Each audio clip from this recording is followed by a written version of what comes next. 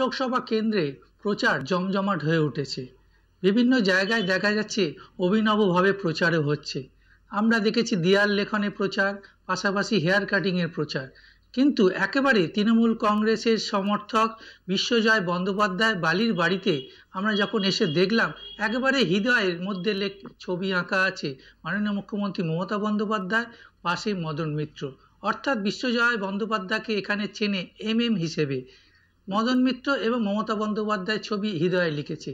ভালোবাসি, যারা তৃণমূল দলটাকে ভালোবাসি, আমরা এমন একটা জিনিস করে ফেলেছি, কোনো অবস্থাতে, কোনো সিচুয়েশনে, মানে আমার মৃত্যু যদি হয়ে যায় তাও আমি দিদিকে ছেড়ে কোথাও যাব না, এই শপথ নিয়েই আমার বুকে দিদিকে আমি করেছি। ভোরবেলায় যখন 4টের সময় মদনদাকে ফোন করে বলি বালি অঞ্চলের এই মানুষটা বিপদে পড়েছে, হসপিটালে ভর্তি করতে হবে, তখন মদনদা ফোনটা ধরে বলে হ্যাঁ তুই নিয়ে যা পিজি হসপিটালে, তুই নিয়ে যা মেডিকেলে, তুই নিয়ে যা আরজি করে, আমি বলে দিচ্ছি, তার চিকিৎসার সমস্ত ব্যবস্থা করে। মমতা বন্দ্যোপাধ্যায় এই নামটা আমাদের কাছে, বাংলার মানুষের কাছে আবেগ। ব্রাজিলে জন্মগ্রহণ করলে যেমন ফুটবল খেলা কাউকে শেখাতে হয় না, পশ্চিমবাংলায় দাঁড়িয়ে মমতা ব্যানার্জির উন্নয়ন যেভাবে ঘরে ঘরে পৌঁছে গেছে, মমতা ব্যানার্জি আমাদের হৃদয়ে আছে।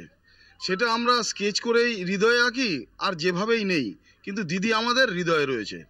তাই ভোটের যে এই অভিনবত্ব দেখা যাচ্ছে পুরোটাই দিদি, শুধু আবেগ নয়, উন্নয়নকে সাথে নিয়েও দিদি। এটা হৃদয়ে দিয়ে ভালোবাসতে বলে উনি ছবিটা লাগিয়েছে। আমার এই প্রচার দেখে কেমন এই লাগে? প্রচার দেখে আমার তো খুবই ভালো লাগছে। এরকম দিদিকে যদি ভালোবাসতে পারে তাহলে আমাদের পশ্চিমবাংলায় আরও উন্নতি হবে। এবারে প্রচারে হাওড়ায় তাই জমজমাট প্রচার, অভিনবত্ব প্রচার এবং লড়াইটা বেশ ভালোই হচ্ছে। হাওড়া থেকে জগন্নাথ সামন্ত, আমার শহর, কলকাতা টিভি।